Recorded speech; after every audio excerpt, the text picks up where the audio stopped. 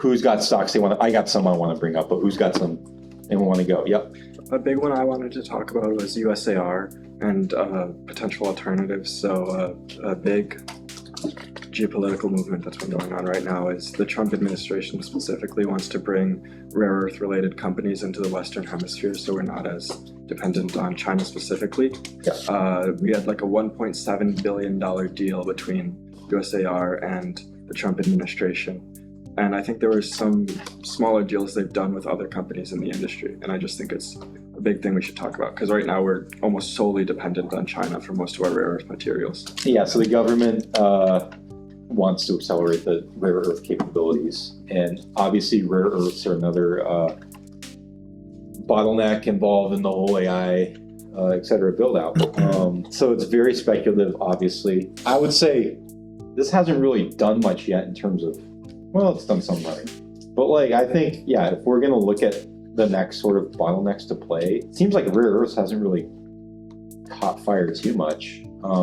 I don't know what the ceiling is for that or how much they can go, but like, it's a mid-cap size. So just on like, if you think about from a trading momentum theme perspective, I mean, that thing can really, it could probably go, it could be like a, you know, multi-bagger within a few years, given this administration too, right? At least into 2028. No, it's got some run potential, that's for sure. Do I actually believe in the specific company, or do like, who knows with these, right? Yeah. Commodity based, but everything lines up. Everything is there for the tailwinds for sure. Yeah, my question's more about the general rare earth market, and if you think it will be something that's moving into the Western Hemisphere. One thing, I think it might be interesting to ask Claude to compare it to companies in the Eastern Hemisphere that are in rare earth right now. Like, how big are they? How big of a deal is it? But it's interesting. They'd have to compete with a lot of developments in Central Asia with rare earth mining, because it said that countries around Afghanistan have some of the most rare earth metals in the world that have been essentially untapped. So it'd be in direct competition with that. Okay, yeah, and the Eastern Hemisphere has 90% of the mining share. Okay, even by 2030, it's supposed to come down, but it's still going to be like near 70%. So they're going to dominate that. Yeah, so they just got more. They got more in terms of everything. Mining operations and just more abundance over there. And that's definitely going to be an issue going forward, probably because these are essential in the AI infrastructure build outs. And so China, that could be something that comes into play for them, you know, and maybe they can hold the US hostage over some of this type of stuff, you know, and sort of slow that US growth ahead of them and catch up with this sort of play. So no, this is going to be something to focus on.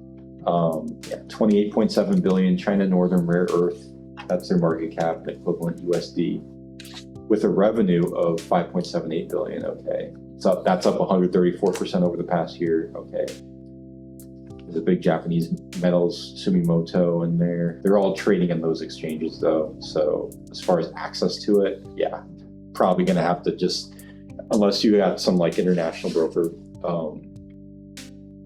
USAR is probably still a play on this. I think the whole space is bound to grow. I think it's, I would be very bullish on the space. I'm usually not a fan of like commodity based companies, but this whole AI wave has just shifted everything.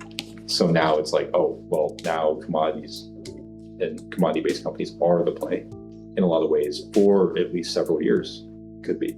So I would say as a trade, I would call it like a medium-term, long-term trade, or you could call it a short-term investment. I think there's legs to USAR. Just know that it's pre-revenue, and so it's very sentiment-based regardless. News headlines, especially surrounding mining, but it seems like there's just lots and lots and lots of potential tailwinds here. So I think that's a pretty solid one. Any others people want to bring up for this lightning round? Yeah, I'll bring up NetApp, so NTAP, and then we'll go to Dell in a second Okay. because they're kind of competitors in the same space. That's popped. Is that Yeah. So I've owned this for a while. Originally because it was just kind of a more boring tech company with great fundamentals, generated a ton of cash. So kind of falls into that like a less volatile company to own. It's not going to do anything crazy, but obviously with AI as a tailwind, they've been huge beneficiaries. They're essentially on the storage side of that build out, specifically like kind of bridging that gap between like the data center infrastructure and then the people who are actually using like the GPUs, right? So essentially providing them with providing the GPUs with the actual data that they use to then do things.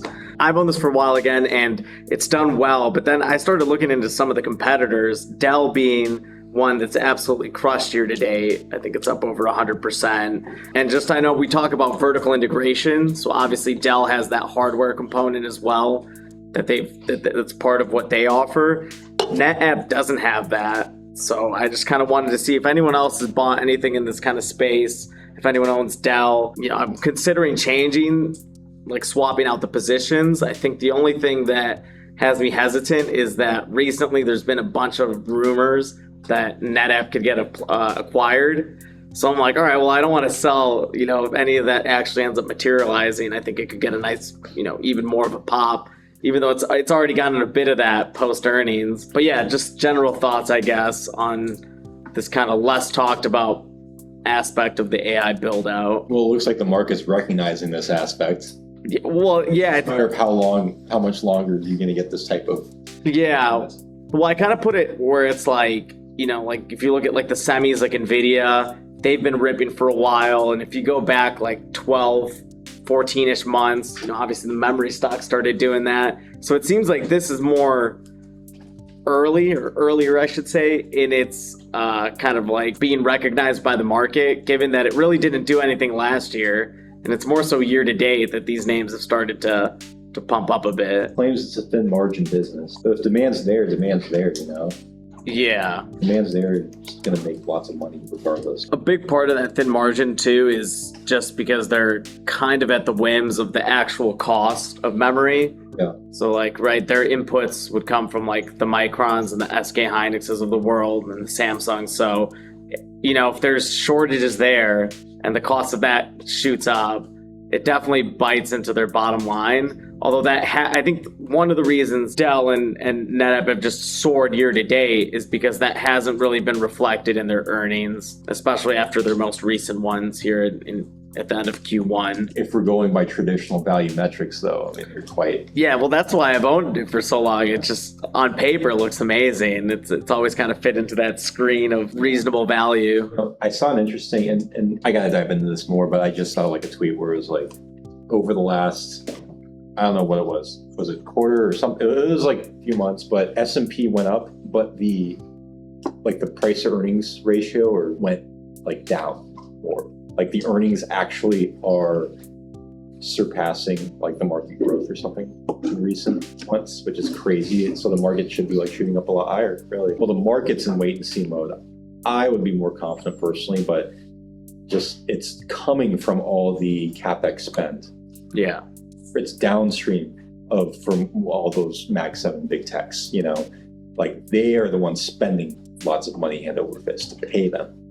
And again, we haven't realized the value from that yet, but the market is expecting a good value boost from that yet. So I think, yeah, but again, it's a bottleneck play.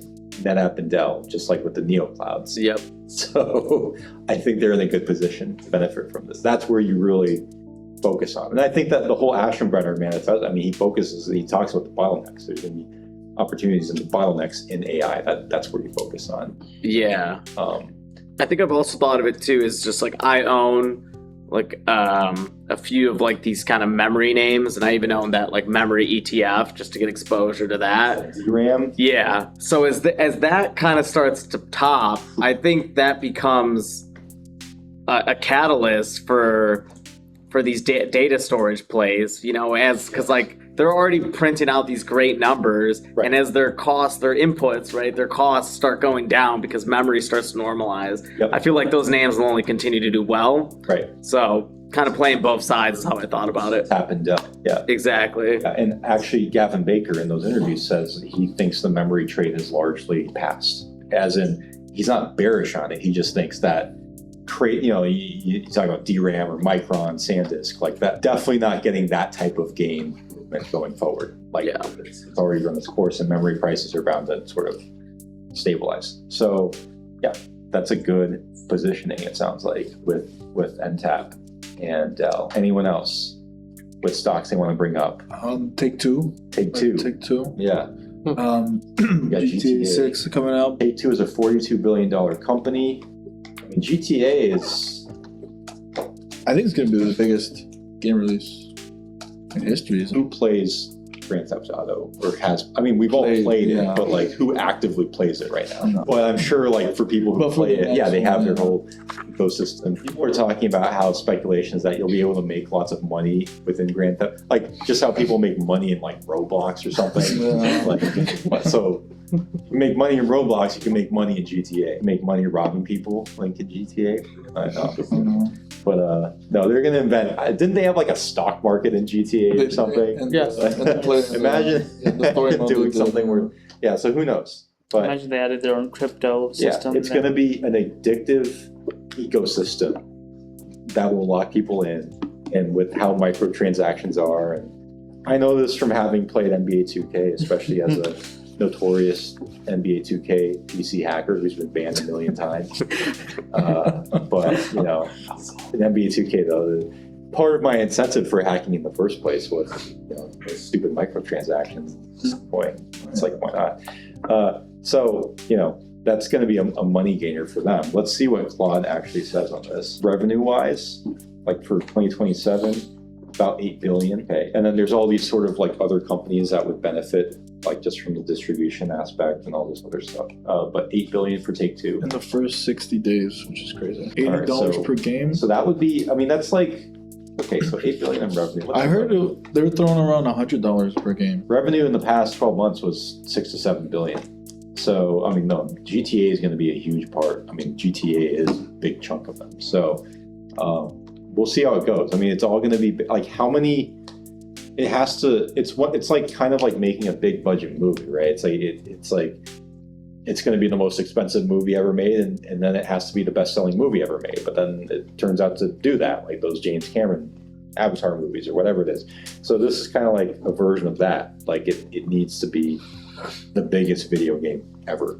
Like it has to be. Like that's the baseline it's going off of. I think it will be hugely successful. How long have they been working on this thing? For years. Yeah. For years. Like over a decade or almost a decade. Yeah, I think Close. since Crazy, since they dropped GTA 5 or something Yeah, like that. so it's got to be huge, and I'm sure they've done a good job with it. But video game companies are like, as an investment, I think this is good for Take Two, and I actually posted an interview with the Take Two CEO too. He's an example of a good operator. Like he knows his stuff.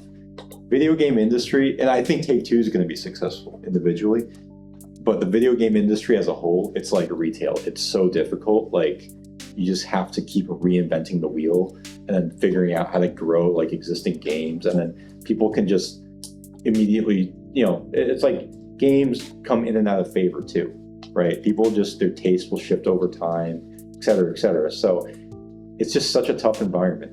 It's such a tough business to invest in. But I do think Take Two is, I think, solidly bullish. I mean, this thing has grown steadily. What do you think about the Years. VR space and that like kind of AR, like Oculus? That's another play with the whole. I know the metaverse was officially shut down by Meta, but like I wouldn't say it's necessarily a failure because they still have a lot of like stuff going on with the AR VR things they're working on. So I think that's still wait and see. We may have talked about it in one of the earliest meetings, but it's pretty speculative. Does anyone have like AR VR stuff they're using actively? Does anyone have stuff they've had in the past? Yeah, I have an Oculus. Yeah. Like I have an Oculus. I never use it. Like, I use it for like fun. Like I played the boxing game, that was fun, but then eventually you just get bored. Like, Hurts your head too. Yeah. Yeah. And your eyes, I bet. Yeah, so I think it's more useful at like an enterprise commercial level than it is at a consumer level. Yeah. Because like construction companies use augmented reality and through LiDAR scanning and stuff like that. right. Has expedited their Right. So if their tech gets good to the point where it's like, oh, this has commercial use for something else, and I think Anduril has had some recent releases or demos of like a headset thing for like the military type, equipping AR with like soldiers and stuff like that.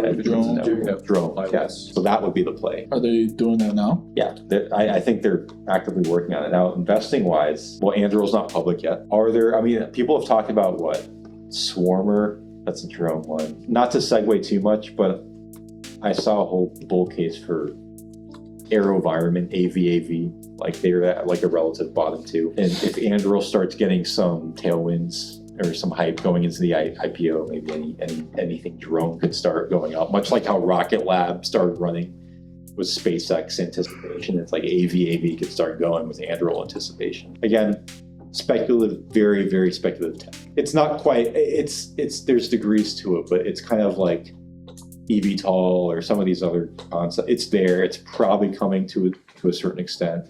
I don't know how big it's going to get, but if you invest in it, it's like, well, it's speculative. So just know your risk, high risk, high reward. Any other companies for the lightning round? I got some I want to bring up.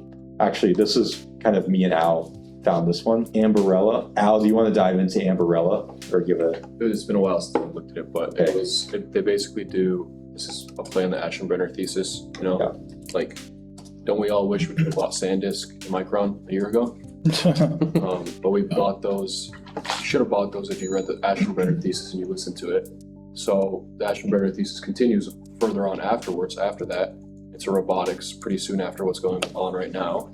And most people don't think that robotics is that close. They think at 3 to 5 years.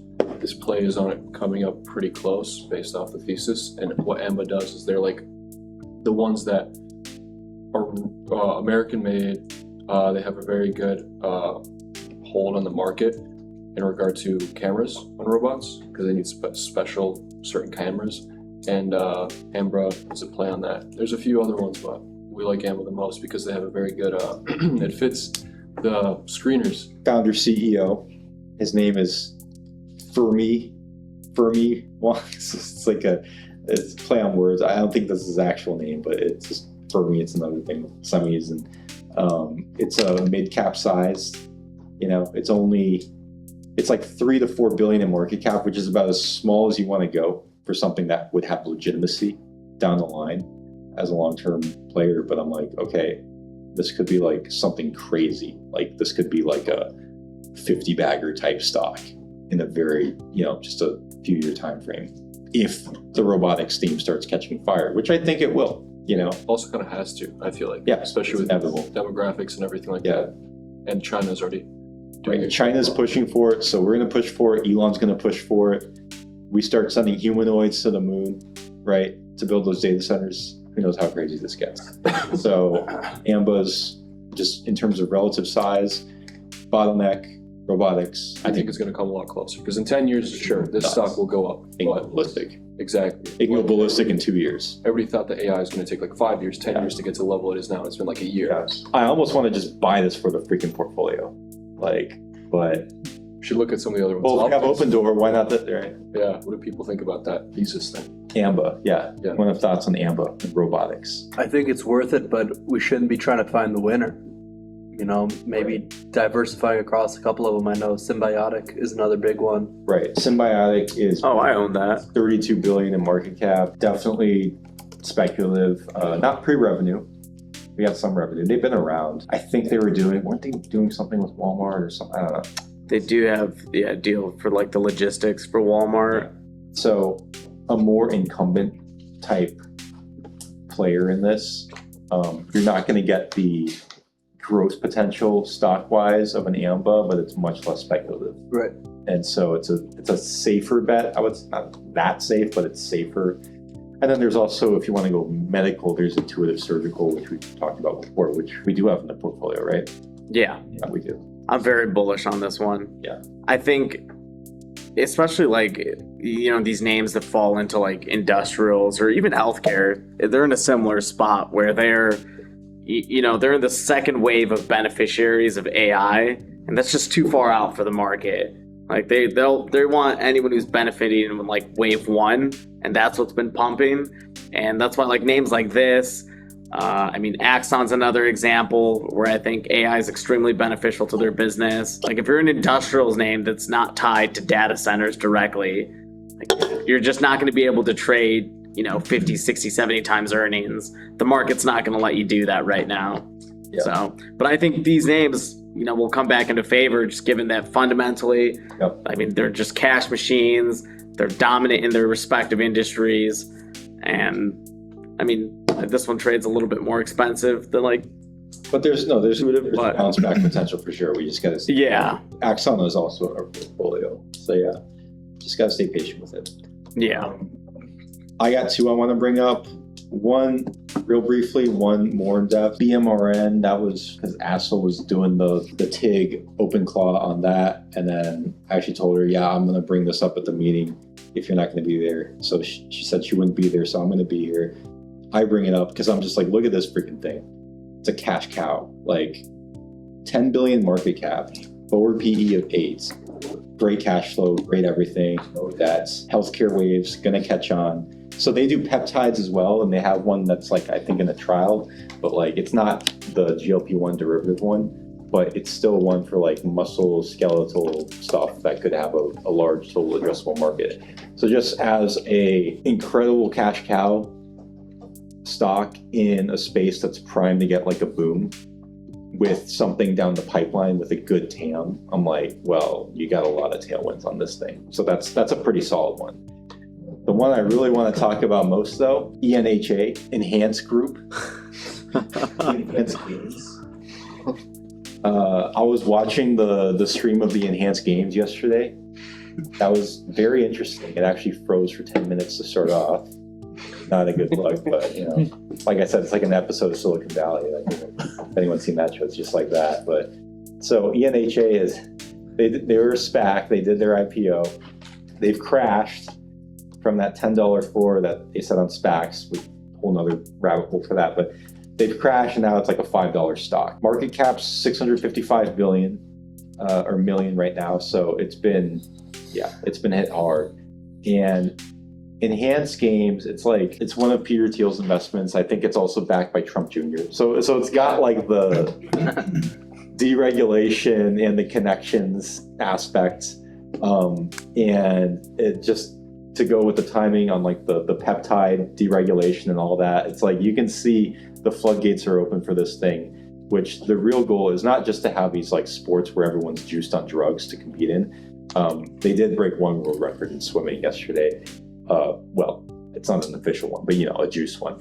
But it's to market for like peptides and enhancers and stuff like that. And so they were smart. They got that. I don't know if you've seen that crazy guy, Brian Johnson, the anti-aging dude. Like he's a lunatic. He was there at the games doing commentary with like an umbrella to protect himself from the sun. It's so ridiculous. Like, and everyone's like talking all kinds of shit. I'm like, look, it's gonna sell because it's like the more they talk about it, the more they feed into it. So just from an investing perspective, straight up being objective about it, it's like, well, that's what the company wants. It's gonna work for them. They got all these athletes, kind of like Olympians, but like maybe past their prime, not quite like in their peaks. I heard most of them were pretty washed up. Most of them are washed up. So even with enhancements and drugs, you're just not gonna like threaten the world record. Because to break a world record, you got to be like in top form, regardless. You know, like. But yeah, what were you saying? Well, I was gonna say, did you look into that swimmer, that one who wasn't enhanced? Is that what it was? That article I sent you? Okay. It was like a slower event, but yeah, that was pretty hilarious. Yeah, they were basically, I mean, people were like really roasting on it until like the very last event, which was another swimming event. I think it was a 50 freestyle. I think they knew that was the event with the best chance at it happening. They saved that for last. The guy broke it by like 0.07 seconds, which is, I mean, it's a short race. It's not like a ton, but it's like, okay, I mean, the fact that you get a record, that's significant. And of course, because of that, now they can just market the hell out of that, and make it go viral.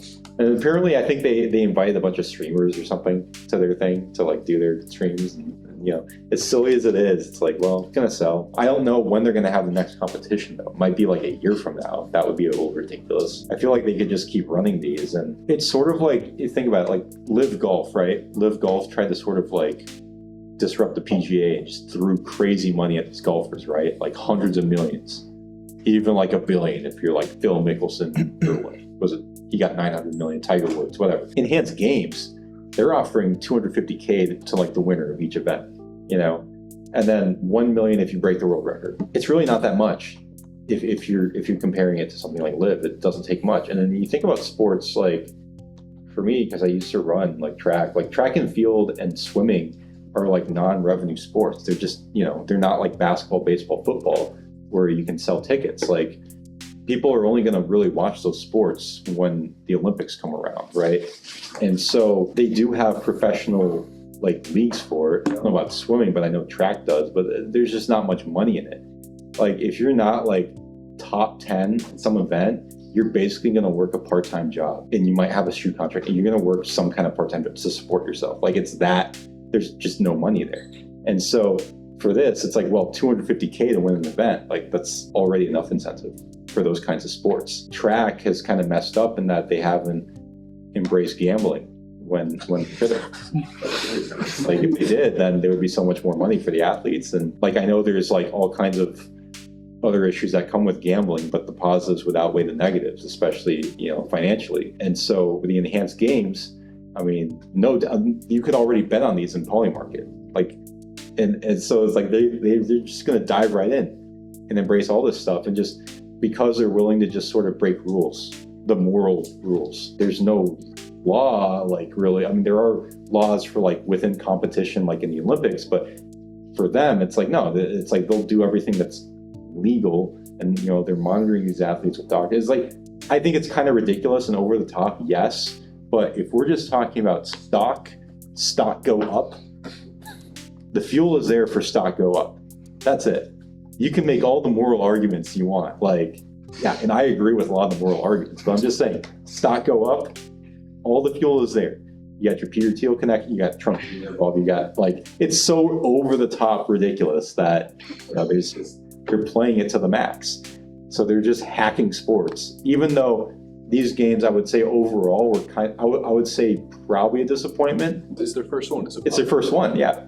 Nowhere to go but up and learn from it. Especially if you get funding from like Thiel, like you'll be able to put on more competitions and you know, do more with it. So like this is not something I would bet against at this point. Now that it's been beaten down so much, I'm like, well, I'm definitely going to buy some tomorrow, just as a speculative bet. Sort of like I see it. I think I told Victor, I'm like, I see this like SPAC mania, right?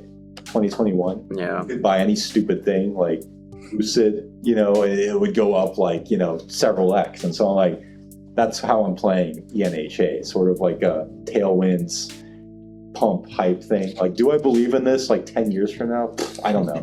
I'm not going to make that prediction. Don't need to make that prediction at all anyway.